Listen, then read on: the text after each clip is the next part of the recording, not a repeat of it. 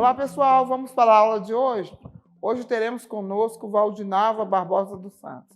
Valdinalva é cigana.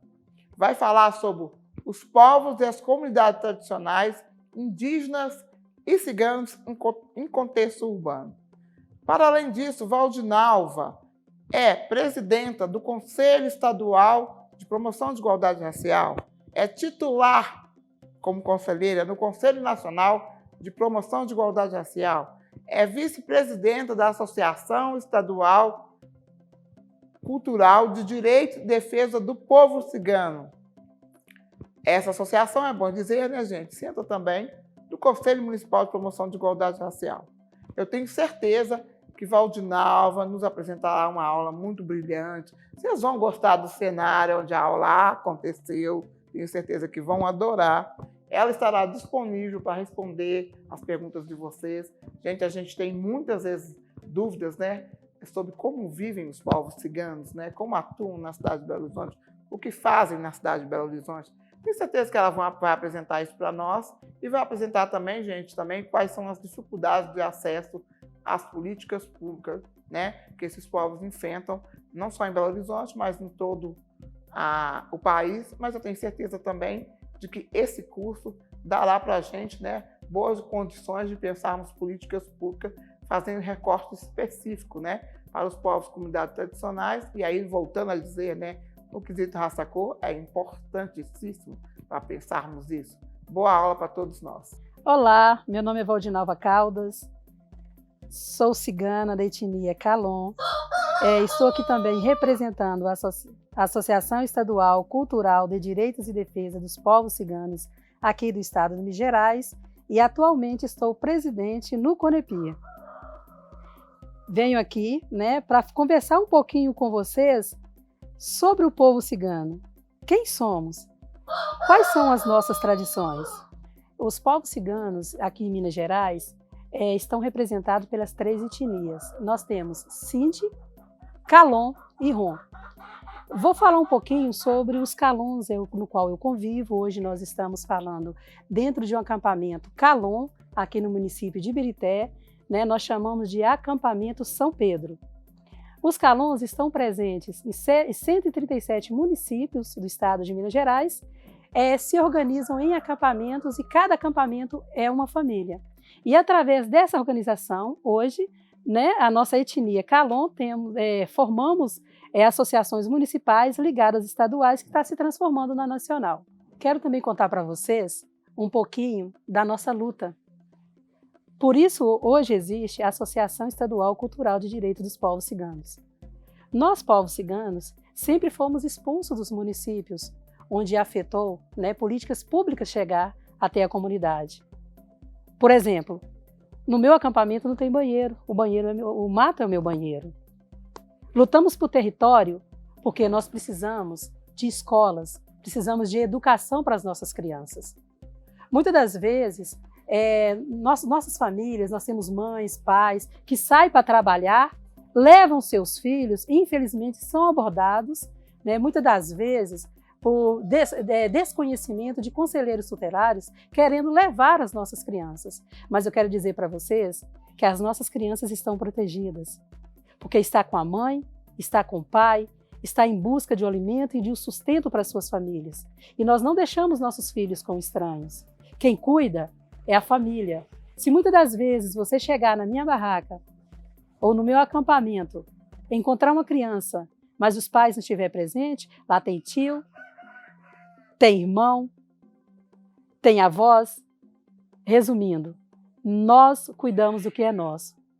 Então é muito importante para que vocês que estão fazendo essa formação agora possam conhecer um pouquinho da nossa história. O povo cigano, ele há muitos anos, né, já veio para o Brasil, né, já foi degradado, ou seja, já veio para cá, para o Brasil colônia, expulsos. Tivemos a palavra nômades. Nos intitularam nômades, mas na realidade não somos nômades, somos um povo itinerante. É um povo que sofre preconceito, discriminação e ciganofobia. Ciganofobia está incluído isso tudo. Nós lutamos também para que o IBGE nos reconheça. Encaminhamos uma carta para o governo federal solicitando que fosse feito o censo dos povos ciganos. Eu sei, como cigana que sou, que dentro de 137 municípios tem gente do meu povo. Mas se você me perguntar a quantidade que tem de cigano no Brasil, eu não sei te responder.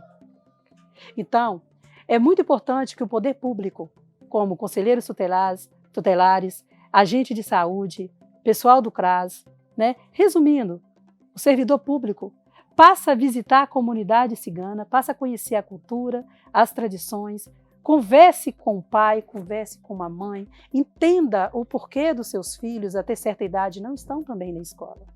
Quando nós entendemos que sem território nós não temos políticas públicas, aí paramos para conversar entre nós e resolvemos fundar a Associação Estadual.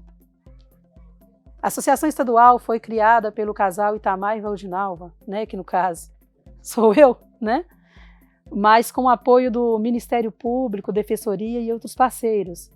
Qual que é o objetivo dessa associação? Para que ela empodere as comunidades a se organizarem para lutarem pelos seus direitos. Hoje, nós temos visibilidade e entendemos que, se nós continuarmos atuantes nos conselhos de igualdade racial, nós conseguimos aquilo que queremos. Eu quero dizer para vocês que quando uma criança, vocês encontrarem em determinados municípios, uma mulher cigana trabalhando, vendendo seus panos de prato ou vendendo cordão, seja lá o que for, cada hora é uma mercadoria diferente, mas está com suas crianças, antes de vocês cercarem, vocês conselheiros tutelares cercarem essa família, tirar esse filho dessa mãe, senta, conversa e procura conhecer. Eu vou falar um pouquinho da dificuldade do povo cigano para você entender o porquê que nós levamos nossas crianças. Primeiro, por causa de ser vítimas de ciganofobia, nós não conseguimos trabalho. O povo cigano não consegue trabalho. Somos chamados de ladrão. Até ladrão de criança. Todo mundo conhece a história que para colocar medo em um filho, fazer um filho obedecer a um pai, certos pais, antigamente, falavam que para tomar cuidado que cigano ia levar, que cigano rouba. Então, por medo, os filhos foram crescendo dessa forma que afetou hoje a nossa comunidade. Eu tenho relatos verídicos que eu já ajudei a correr atrás para resolver a situação de conselheiros tutelares em determinados estados. Esses casos não aconteceram aqui em Minas Gerais, mas eu posso garantir que é verdadeiro. Em vez de conversar com a mãe para entender a situação, já chegou tomando a criança da mãe e levou para um abrigo. E nós tivemos que acionar o Ministério Público, que é a favor dos nossos direitos, para que resgatasse essa criança para os pais. Então, quando uma criança estiver com uma mãe cigana, ela está protegida. Nós não acreditamos que as nossas crianças estão protegidas na mão de estranho. Porque um estranho machuca, um estranho judia. E nós damos valor família, nós damos valor filhos. Porque é através de uma boa educação, que no caso, nós estamos ensinando os nossos ofícios para os nossos filhos, é que vai perpetuar a geração cigana.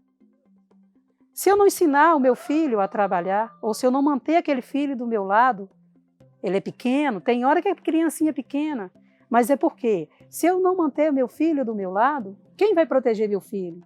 Eu não tenho condições de pagar uma pessoa para tomar conta dentro da minha barraca, mas eu também não acredito que essa pessoa vai tomar conta da mesma forma que eu, como mãe, cuido. Então, eu quero falar para vocês, conselheiros tutelares, que estão se formando hoje. Faça uma visita dentro das comunidades ciganas, conheçam a história e conheça também os direitos dos povos ciganos.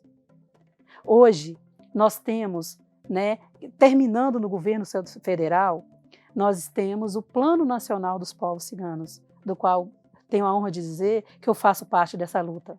Está tramitando no Senado Federal também o Estatuto dos Povos Ciganos.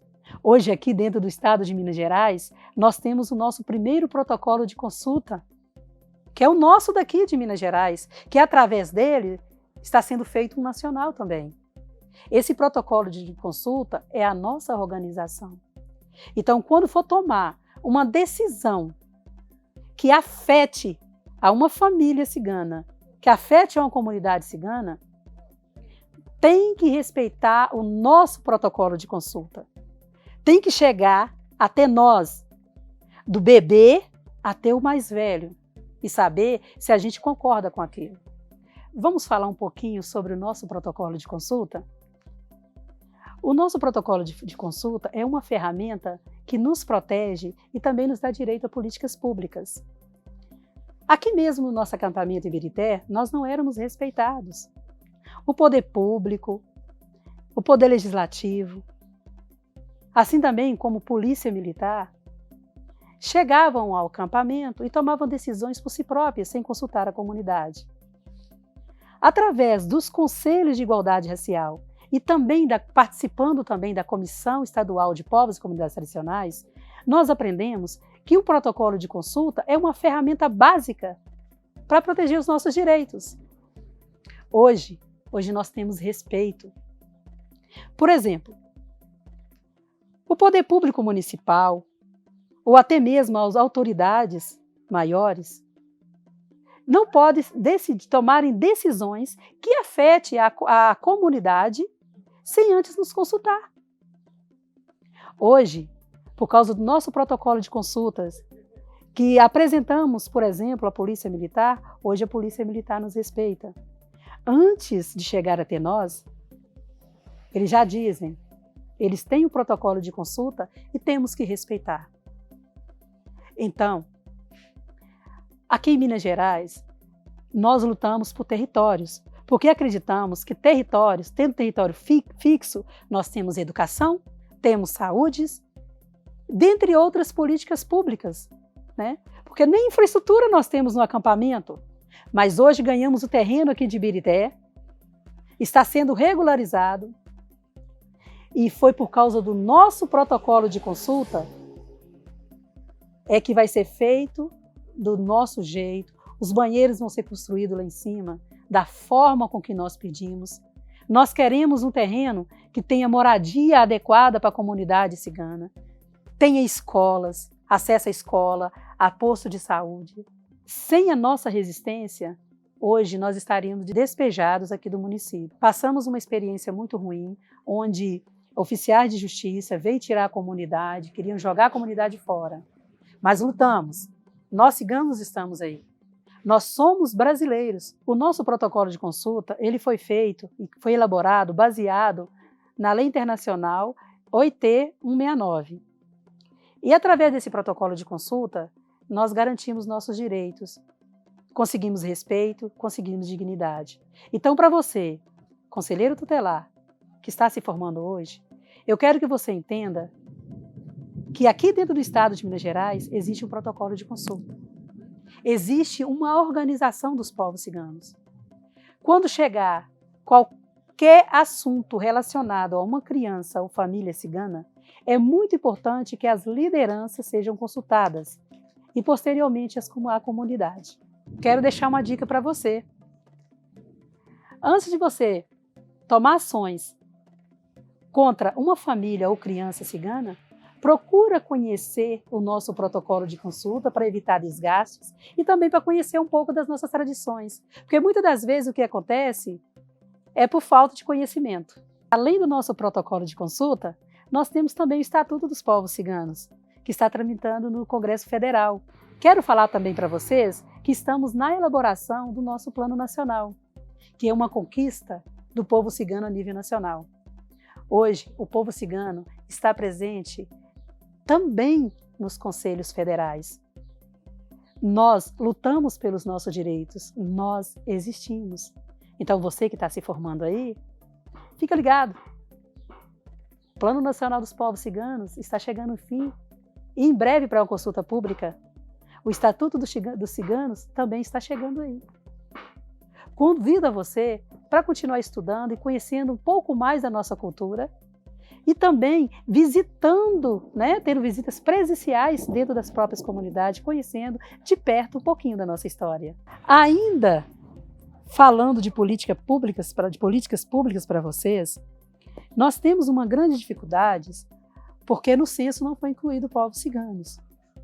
É por isso que eu converso com você, que está se formando agora, que quando vocês forem fazer um cadastro e que lá esteja alguém da etnia cigana, que vocês coloquem que aquela pessoa pertence aos povos ciganos.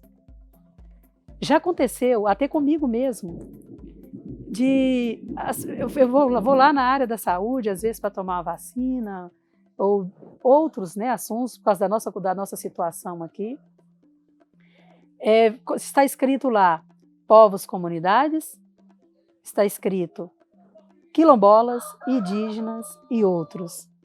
Nós não somos outros, nós somos povos ciganos. Quero te dizer também que eu sou cigana, mas eu também sou brasileira e eu também tenho os mesmos direitos. Estive participando de um webinário do governo federal, assim também como outras lideranças ciganas, isso foi em homenagem ao Maio Cigano do ano passado, e uma das nossas demandas foi que incluísse os povos ciganos no Plano Nacional de Vacinação.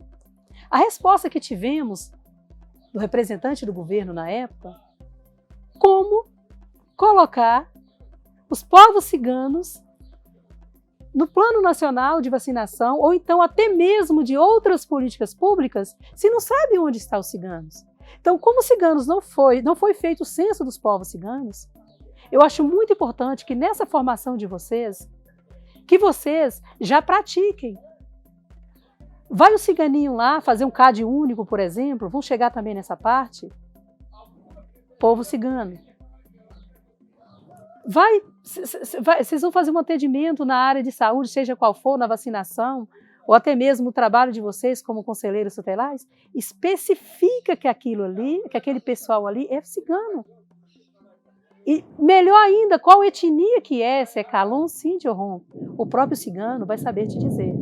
Porque através disso, através da ponta, através de vocês, começarem a praticar conosco, como se fosse uma aula, gente, isso é muito importante. Vocês colocarem o nosso povo no cadastro, vocês vão contribuir para que políticas públicas cheguem aos povos ciganos. Teve pessoas que teve um movimento aqui dentro da minha barraca, um evento que teve aqui do governo federal. Depois que todo mundo foi embora, essa pessoa me disse, olha, eu achei interessante e passei aqui, eu nem fui convidada, mas eu não sabia que aqui tinha povo cigano e eu passo aqui todo dia. Isso é muito triste. Então eu estou falando com você que está formando hoje. Pensa um pouquinho no povo cigano. Começa a dar visibilidade para o povo cigano naquilo que você vai fazer, seja conselheiro tutelar, seja agente de saúde. Especifique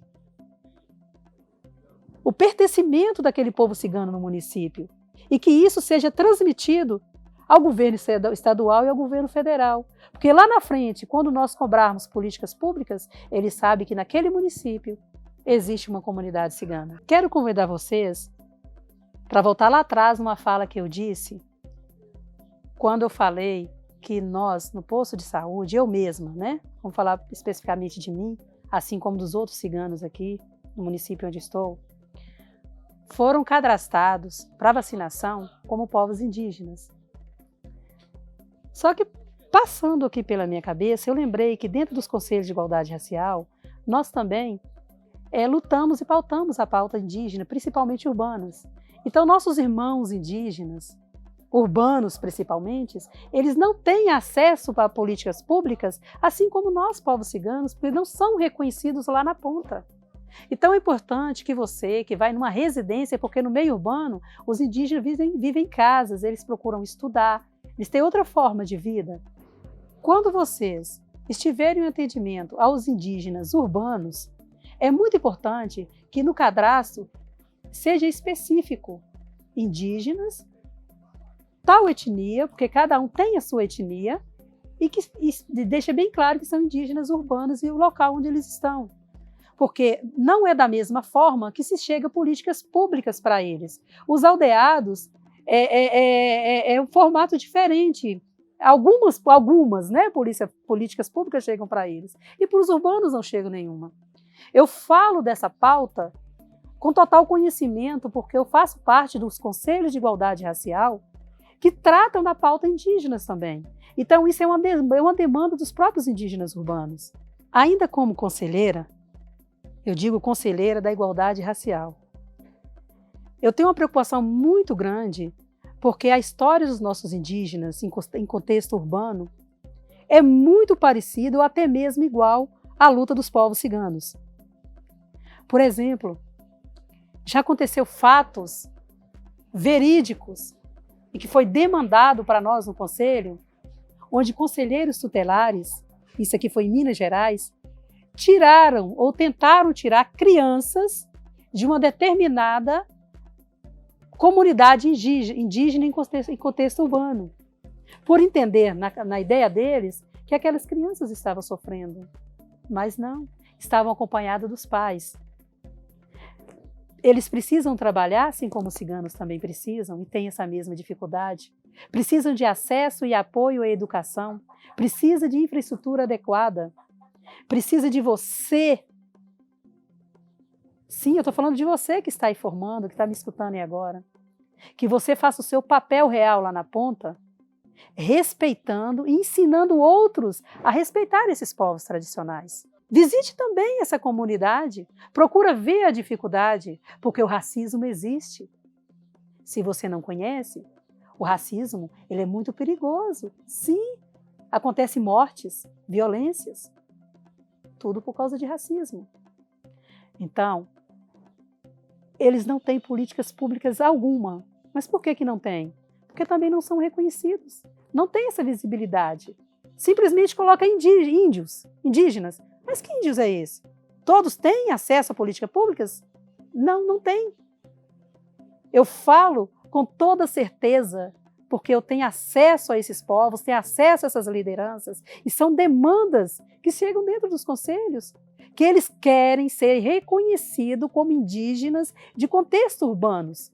Então, coloque lá no cadastro, fale para o seu colega, incentive sua família, incentive o poder público a conhecer e respeitar a cultura e a tradição desses povos que são originários da terra. Seu moço quer saber, eu vou contar num baião a minha história pro senhor. Seu moço, preste atenção. Eu vendia pirulito, arroz doce, mangunzá. Enquanto eu vendia doce, a meninada estudar. Minha mãe, tão pobrezinha, não podia me educar. E quando era de noitinha, a meninada ia brincar. Ai, meu Deus, como te inveja de ver Joãozinho contar. O professor raiou comigo, porque eu não quis estudar. Hoje todos são doutor, e eu continuo um Zé Ninguém.